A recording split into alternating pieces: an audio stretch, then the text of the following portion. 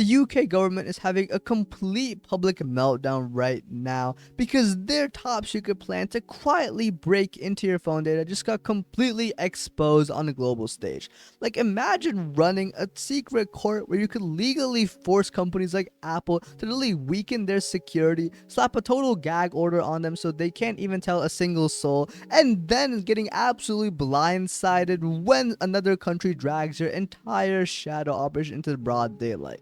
Like, that is exactly the kind of unhinged like drama unraveling right now with the UK's deeply controversial surveillance laws. So for years they have been using a rule called the Investigatory Powers Act to pretty much quietly demand that massive tech companies build hidden backdoors into their software so authorities can pretty much bypass your privacy when they want.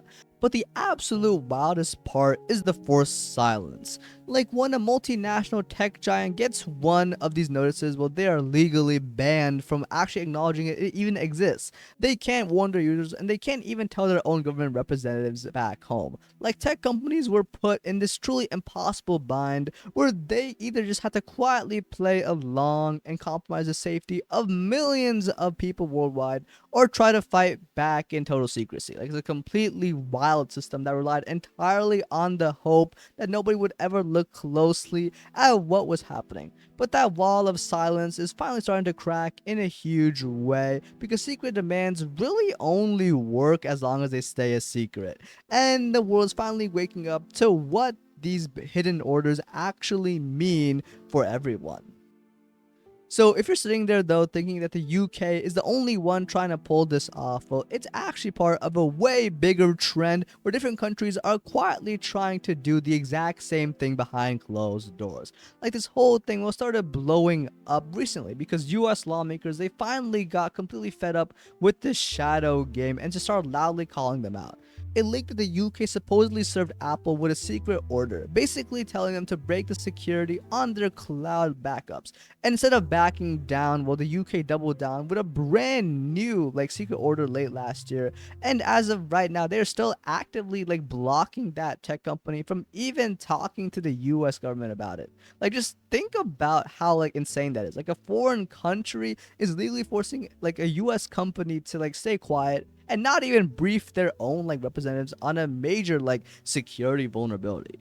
But the biggest problem here is that the internet just does not care about borders. Like, if you break the lock on a globally used app or phone to let one government look inside, well, you kind of just broke that lock for absolutely everyone else. Like, you're basically handing a master key to hackers and scammers worldwide. Like, that's why a group of politicians, well, they sent a letter straight to the UK secret court basically saying to stop the whole gag order stuff and let outside tech experts actually look at what they are doing. They point out how insane it is a foreign government is stopping them from doing their actual jobs and just keeping tabs on user safety. They pointed out how insane it is that a foreign government is stopping them from doing their actual jobs and keeping tabs on user safety, completely calling out the fact that trying to hide these sweeping security flaws is just incredibly dangerous for everyday people across the globe. But the juicy part is that while these different countries are moving on their own timelines with their own distinct bills, they're all quietly chasing the exact same goal of peeking at your personal data. Like, for years, various governments and intelligence alliances have been holding meetings where they literally just strategize on how to pressure major tech firms into sharing protected data. Like, they constantly try to frame these demands as supposedly just needing basic exceptional access to stop the bad guys from communicating online. But actual security nerds and just independent privacy experts, well, they have repeatedly warned that forcing anyone to build these backdoors would just pretty much catastrophically ruin global cybersecurity. Like, it is literally impossible to code a magical backdoor that only lets law-abiding people in while somehow keeping out malicious hackers and hostile actors. Even looking at the US, there have been historical efforts to force privacy backdoors into the daily lives of people and technology. And their track record is honestly like an absolute mess of like public pushback. Like way back in the day, there was like specific plans to like build permanent backdoors directly into our physical communication devices. And when that failed, we saw, highly public legal showdowns where companies were explicitly told to code brand new pieces of backdoor software. Tech CEOs have correctly argued that once this highly dangerous backdoor software actually exists, it could just be used on literally any device in the world by anyone who managed to get their hands on it, just putting all users' personal data at unacceptable risk. So while the UK is currently catching all like the heat right now for secretive courts, well, we really are just seeing parallel efforts popping up globally to puncture holes in the privacy that keeps everyone safe. This brings us to the latest battlefield over digital safety, which is actually happening in the northern neighbor of Canada, with a huge scramble to fast track incredibly controversial new legislation before the general public fully catches on. So the Canadian government is heavily pushing to pass this thing that is called Bill C-22 and just passed its second reading actually, meaning it is currently moving through like committee with a very like real like chance of becoming law before the end of this year.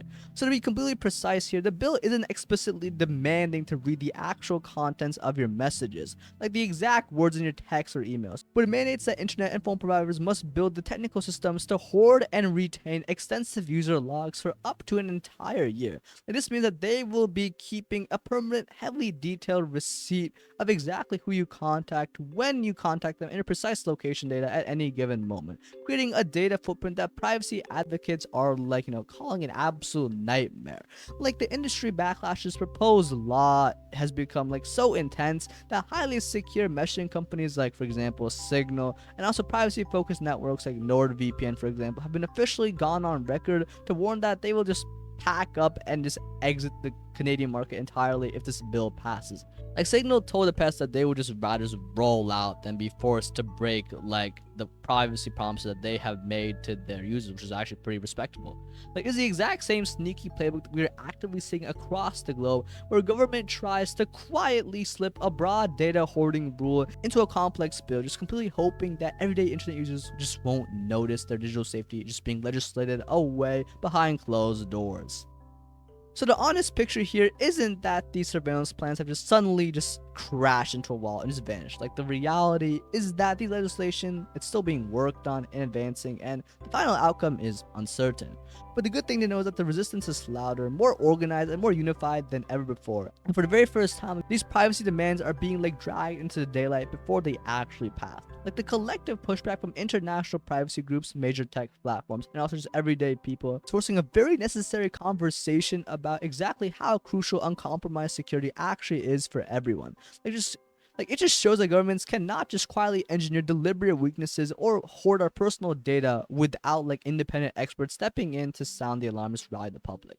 But the simple reality is that strong privacy protection is a critical, essential tool that just does more good than harm by protecting our digital economy, like securing like conversations and just keeping our personal lives safe from rampant like cybercrime. So yeah, that's this first video. Drop a comment, subscribe, and yeah, I'll see you next time.